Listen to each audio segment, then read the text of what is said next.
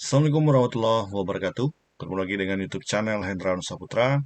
Pada video kali ini, kita akan membahas kembali optimalisasi penggunaan ChatGPT, di mana fitur-fitur yang ada ChatGPT sangat kompleks dan sangat-sangat perlu kita manfaatkan, karena ini akan membantu pekerjaan kita, pembelajaran kita, kebutuhan kita sebagai seorang dosen, mahasiswa, ataupun kita seorang pekerja kantoran. Nah, itu akan membantu dalam pemanfaatan ini. Pada kesempatan kali ini, saya akan tunjukkan untuk para dosen yang akan membuat soal dengan cara mudah dan cepat dari bahan-bahan ajar yang sudah kita. Sebelumnya saya sudah pernah men-share ya video mengajarkan tentang tutorial cara membuat soal dengan ChatGPT. Namun itu hanya merupakan teks dari prompt saja. Nah, sekarang kita akan memanfaatkan pembuatan soal dari bahan materi atau modul yang kita punya, poin atau PDF yang sudah kita share ke mahasiswa ataupun yang sudah kita ajarkan. Kita akan coba memanfaatkan itu, kita perintahkan ChatGPT untuk bisa membuatkan kita soal dari modul materi kita. Nah, ini akan sangat memudahkan kita dan sangat memberikan sebuah data, sebuah informasi soal yang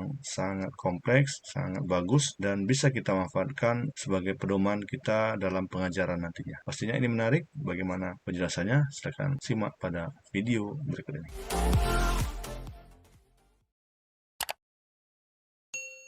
Baik, kita mulai tutorialnya.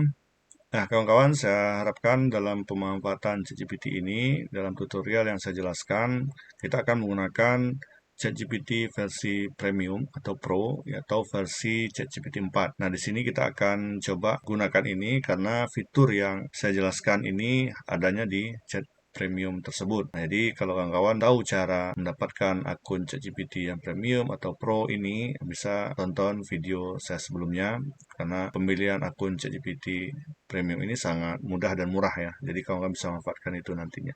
Kalau kita gunakan ChatGPT versi gratis, yang saya jelaskan ini nggak akan muncul. Jadi harap bisa dimanfaatkan yang premium. Oke, tampilannya seperti ini ya untuk ChatGPT yang sudah kita kenal. Di sini sudah ada fiturnya. Sekarang ini sudah terbaru lagi ya. Itu ada ChatGPT 4.0 ya. Nah, ini baru update kayaknya saya lihat nih. Nah, sudah ada fitur terbarunya. Nah, kita akan gunakan ChatGPT yang biasa. Sebelumnya bahan yang akan kita gunakan, kita perlu modul ya, modul ajar seperti ini. PDF ataupun PowerPoint juga bisa. Jadi saya sudah punya beberapa bahan ajar untuk 7 atau 6 kali pertemuan. Nah, jadi ini bisa dimanfaatkan untuk digali atau dibuatkan soal oleh ChatGPT ya. Jadi seperti ini bahan ajarnya, misalnya materinya kan berupa slide PowerPoint. Nah, kan sudah lengkap ya seperti ini. Nah, ini kan sebuah narasi contoh ya yang kita jelaskan di dalam pengajaran kita. Nah, kita akan coba buat soal.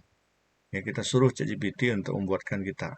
Nah, jadi kita nggak perlu pusing memikirkan soal untuk UTS atau UAS ataupun untuk kuis ya, sebagai pembelajaran untuk mahasiswa. Jadi gampang, nanti kan ChatGPT yang akan kita perintahkan, dia memahami modul kita dan dia akan berikan soal ya yang kita minta. Nah, jadi kita punya beberapa ya. Jadi kalau prinsip saya ini ada misalnya untuk UTS kira-kira 7 pertemuan, saya akan ngambil beberapa soal dari modul-modul ini. Ya, misal pertemuan 1, saya ambil 2 soal, pertemuan 2, 2 soal. Jadi misalnya kalau kita mau soalnya ada 10, nah kita bagi aja. Atau kita fokusnya di pertemuan berapa untuk kita ujiankan mahasiswa kita. Nah, itu tergantung kita saja. Kita mulai.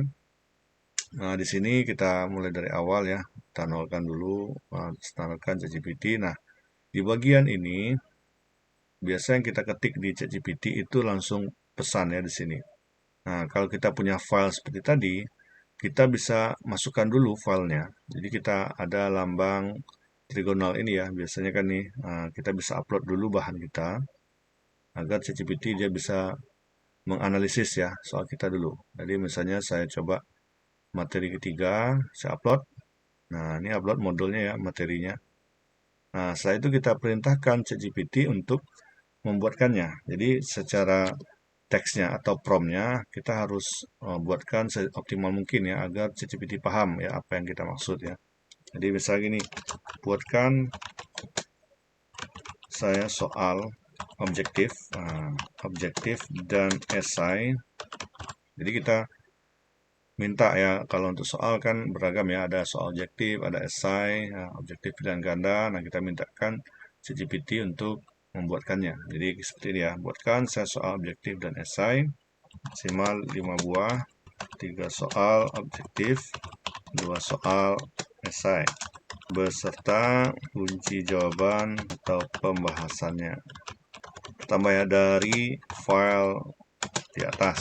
Nah, gitu. Jadi biar jelas ya. Jadi untuk prompt ini memang kita butuh prompt yang mudah dipahami oleh ChatGPT agar dia bisa bekerja ya sesuai dengan perintah kita. Jadi kita coba seperti ini dulu ya. Jadi kita perintahkan, intinya adalah maksud dan tujuannya jelas ya. Kita pinginnya soalnya berapa, kemudian dalam soal itu apa yang kita inginkan, apakah objektif, berapa buah, soalnya apa. Kemudian yang terpenting adalah kita mintakan juga kunci jawaban. Jadi nanti jangan disuruh dia bikin soal, kita nggak tahu kunci jawaban, dan kita pula sendiri yang memikirkannya. Nah, biarkan ChatGPT yang langsung membuatnya, gitu ya. Nah, tadi kita coba ini dulu, kita klik enter ataupun kirim pesan. Nah, sudah terbuat ya seperti ini. Ini udah langsung teranalisis ya. Jadi di analisis file kita ini dia baca langsung. Nah, kalau di ChatGPT versi gratis itu tidak akan bisa ya. Nah, dia nggak bisa mengupload file. Kalau yang saya ajarkan dulu sebelumnya di video yang lalu, nah itu saya menggunakan yang gratis, dia bisa langsung buatkan pesan ya. Misalnya kita ingin minta buatkan saya soal tentang jaringan komputer maksimal. Nah, kalau itu secara umum. Kalau ini memang bahan dari materi kita. Jadi jelas ya apa yang kita ajarkan ke mahasiswa, nah itu soalnya gitu. Jadi nggak menyimpang dengan yang kita berikan bahan ajarnya. Ini soalnya, kemudian ini pilihan gandanya dan ini jawabannya. Nah, ini soal 1, 2, nah, ini ada jawaban juga. Nah, ini soal ini didapat dari materi yang dasar tadi ya. Kemudian ini soal esai, nah jelaskan tantangan sosial yang dihadapi. Nah, seperti itu. Nah, ini jawabannya. Nah, sungguh luar biasa ya. Bisa dia membuatkan seperti ini. Nah, ada tambahan lagi, mungkin. Kita butuh soal yang kalau seperti ini kan soal yang biasa. Kalau dalam perguruan tinggi itu biasanya ataupun di bidang kesehatan kita butuh soal jenisnya fitnet ya. Artinya soal berupa bentuk kasus, ada jalan ceritanya nanti diberikan soal di ujung ya dari narasi tersebut. Nah, sehingga mahasiswa bisa menganalisis ya, tidak hanya menebak seperti ini aja. Jadi dia bisa menganalisis dari kasus soal tersebut. Nah, jadi kita bisa ganti aja promptnya. Saya coba dengan modul yang lain ya. Nah, biar ada bedanya. Saya ambil modul yang berikutnya. Misalnya seperti ini ya. Nah, 4, materi 4, saya mintakan ini. Jadi dia butuh loading dulu ya, di analisis. Saya copy biar cepat di sini. Nah, kita ganti soalnya, narasi promptnya. Buatkan saya soal berjenis fitnet. Nah, berupa objektif. Jadi kita tambah saja di sini. Kalau soal kita jenisnya fitnet, nah ini biasanya kampus bidang kesehatan itu perlu ya, karena dia praktek perlu menganalisis ya, perlu pemahaman ya, kompetensinya vokasi, jadi perlu jenis soalnya yang kita minta fitnet. Jadi kita tambah saja seperti ini. Kemudian kalau kita mau tukar, nanti kita tinggal ganti saja. Maksimal berapa? Ya harus jelas ya. Nanti kalau nggak dia semampunya juga, jadi nggak ada patokan. Jadi kita minta misalnya kita butuhnya 4. Nah, 4 buat kita minta di sini 3 dan 1 soal esai juga bisa. Ataupun mau banyak juga nggak masalah. Ya, oke langsung kita klik lagi.